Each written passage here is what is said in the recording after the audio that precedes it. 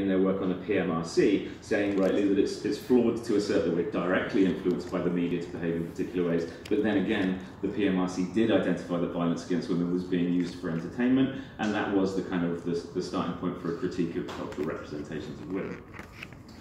So it's maybe just a bit more complicated than kind of directly challenging all of this research. And as Dora has pointed out, this kind of research is still continuing, the kind of weird behavioralist stuff. So there's a paper about researching music use in coping with stress, published in 2007. They have a silence condition and relaxing music selected by the participant, and for no reason that is outlined in the paper, metal music used specifically to agitate the listener.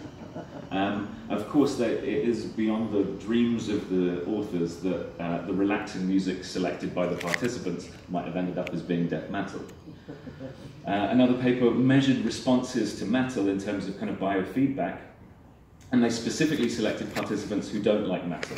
And they found that for people who don't like metal, metal can be kind of agitating.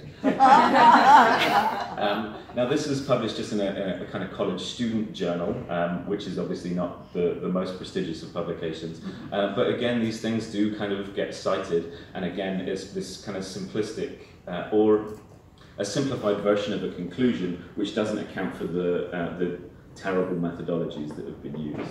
And so this will be cited in papers saying, well, it's clear that there's a connection that metal makes you agitated.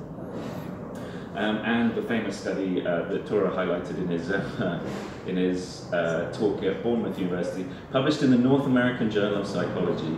This is the hot sauce research paper, where there was a silence condition and a metal condition, and the participants were given a glass of water and a jar of hot sauce, and after listening to metal or not listening to metal, they were asked to add as much hot sauce as they wished to the glass of water, which would be given to an imaginary person in the next room.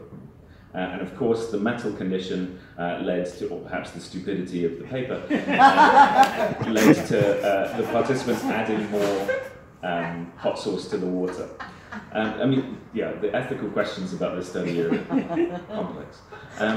So I just want to also highlight that the violent lyrics were presupposed as the sort of actant in the metal without any justification, and so there's an idea that violence causes aggression, and that seems somehow kind of circular to me. But the most bizarre thing about this paper is that it was published in 2011. Wow. So what I wanted, I kind of want to point out that like in addition to Andy Brown's history of kind of research on metal, I just want to kind of add that there is also this hot sauce research which is still continuing, and so there's still this kind of, I mean, it's not even a relationship between metal studies and hot sauce research, because we sometimes talk about it, but there's no recognition in the hot sauce research about all of the work that we've been doing.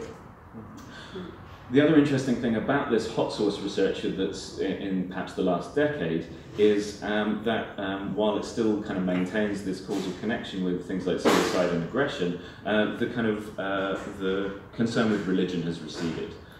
So of course there are still religious controversies about health and harm in metal, but in the behaviorist kind of research, the issue of kind of Satan and transgressive religion has kind of gone away a bit.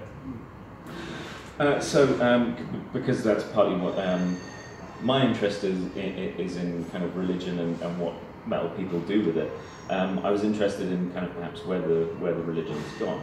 And so it seems that in a way there's the health and harm, which was a major kind of interest of Satan in the 1980s and 90s. That's not so much a focus in research anymore. However, there is a really important question which some of us have addressed about kind of the place of religion and transgressive religion in politics and identity. So of course one of the key kind of symbols of this is the burning church, Notre Dame. Of course it wasn't long before it appeared on a black metal tape. And I think it's important to kind of recognise that the religious component to this kind of these spectacles. So, for example, with the Burzum stuff, with all of the church arsons and all of the violence, it's important to note that there's this connection between the transgressive religious spectacle and, of course, ideas about kind of far-right politics. The incidents that Dina mentioned in her talk in Louisiana were targeted at historically black churches, and I read the other day that the perpetrator is not only has been charged with arson, but also with hate crime. So of course, yeah, there's a connection here. We get similar things in the endless discussions about kind of pagan symbols, runes, and so on. The tattoos of the guy, the guitarist from the band Bolzer, they're sort of a bit swastika-ish, and you get lots of sort of very kind of long, waffly defenses of this about reclaiming the swastika as a symbol of pagan sun worship and stuff. We can also see things in terms of the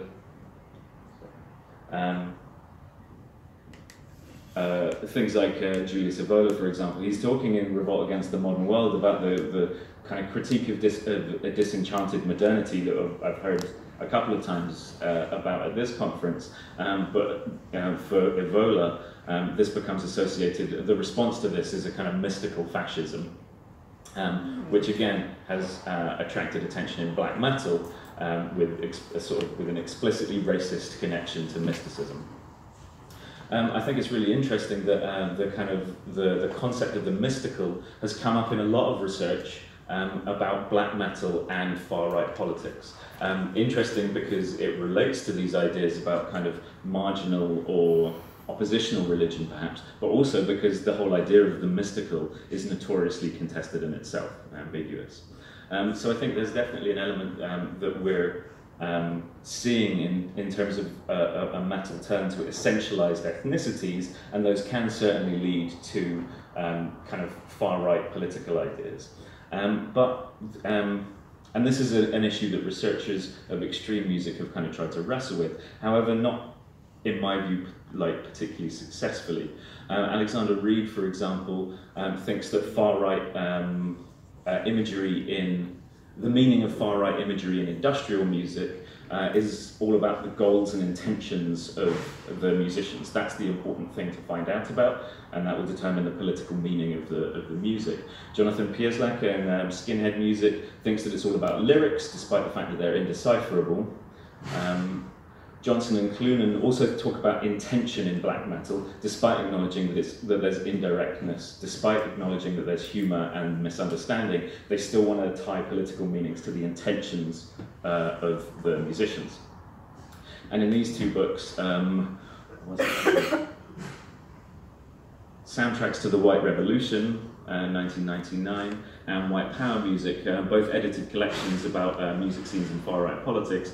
Almost all of the contributors kind of set up this opposition between fascist entryists and the kind of politically innocent scene participants. And I think it's much more important to take a kind of more complex look at kind of how these symbols move around and so on. Carl Spracklin has done some useful research on these kind of issues. But at two different research presentations, I've heard him introduce this topic as saying, we all know that black metal is a bit racist. But as Reinhardt in his paper about Marduk mentioned yesterday, maybe asking whether this band, this musician, or this genre is a fascist is maybe the wrong question. I think there's much more to be gained from exploring the ambiguities and contestations that take place about these symbols, how they're used, the affordances that they make, and the ideas that they make possible, with particular respect to reception. And in that way, it doesn't necessarily matter what a band's intention was. It's about how the music is used and the ideas within it. So I think, as Dina's right to highlight an issue with a turn to essentialized ethnicities, and to recognize that they have religious components, which are sometimes used to, as religion as a stand-in for ethnicity, as you were talking yesterday about how Islamophobia is sometimes more about ethnicity than religion. But what I want to suggest is that maybe in our concern with essentialized ethnicities, we want to avoid essentialized political identities that we as researchers ascribe to people, because I don't think that this is particularly helpful. And I think, as Esther and Jeremy have pointed out, quite provocatively and really usefully, that racism itself can be another potent moral panic employed by metal's critics to demonize the music and its fans. And like Satanism, there's some dim truth to this. And I think it's the dimness that I want to kind of explore. So my redundancy, losing my job situation has a happy ending because I'm now going to be studying a project for 3 years, which is about this controversial politicizations of marginal religion in metal. And because I like to rip off Black Sabbath, I'm going to call this Masters of Ambiguity.